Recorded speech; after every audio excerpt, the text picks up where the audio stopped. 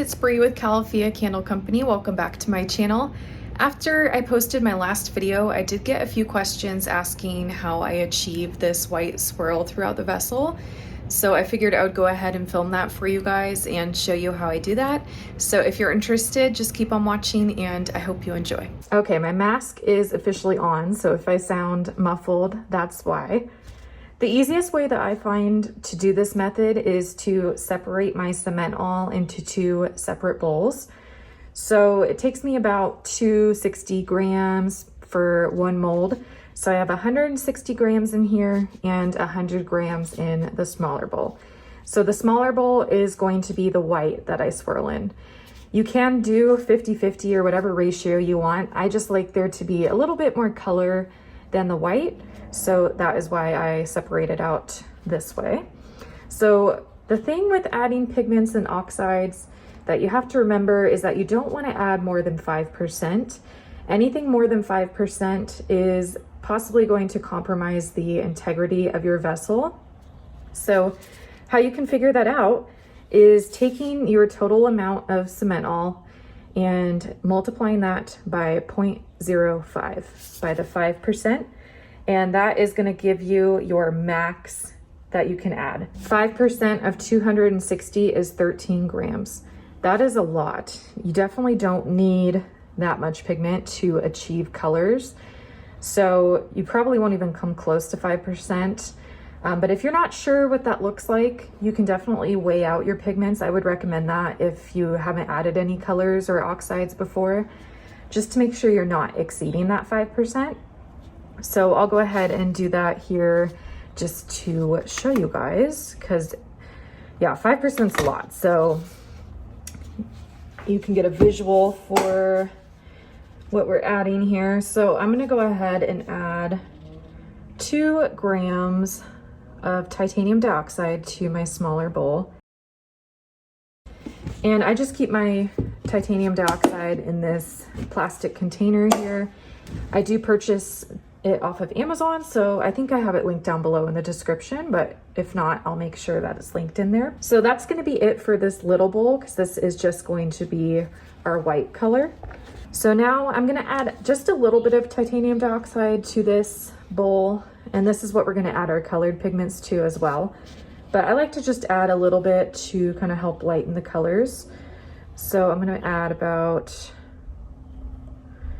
1 gram of titanium dioxide to the bigger bowl. And then for the color, we're going to be aiming for this turquoise color today.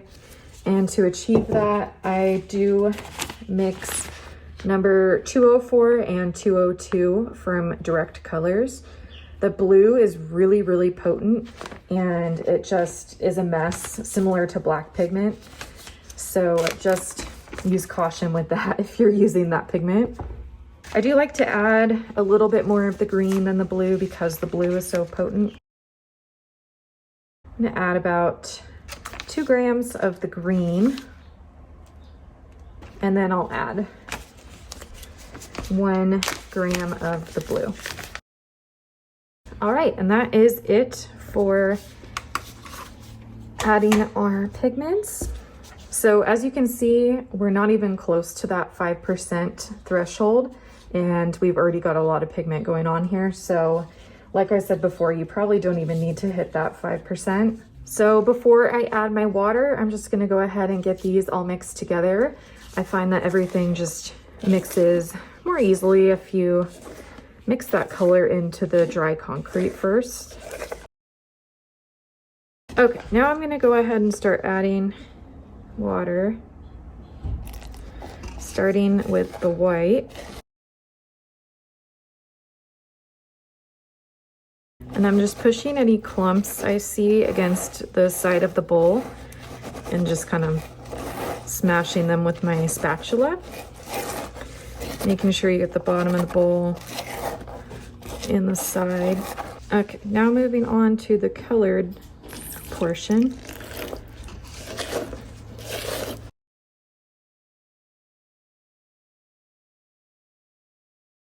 Making sure to get all those lumps out, because sometimes when you add pigments, you can get clumps of pigment in there. So You want to make sure that you get all of that out before you pour it into your mold. So now I'm going to take both bowls and I kind of fold them like this to create like a funnel. And then just start kind of pouring both at the same time and switching off the directions. Use my spatula to get more of that white out.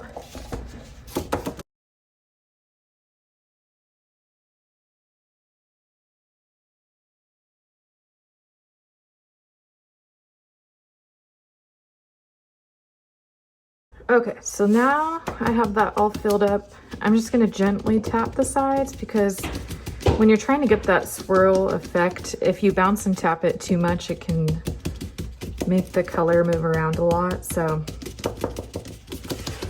just gently gonna do this to get any bubbles out, and then I'll let it rest until it is ready to unmold.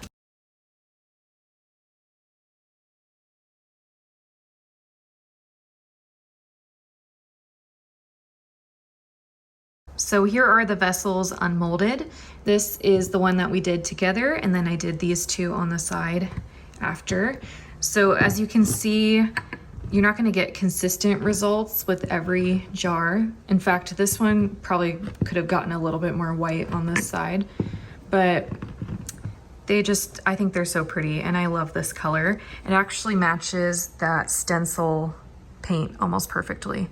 So they will lighten up as they dry out too, and they'll be closer to this color right here. But that is how they turned out. So I hope you guys enjoyed the video and found it helpful. If you did, feel free to give it a thumbs up and subscribe, and I'll see you in the next one.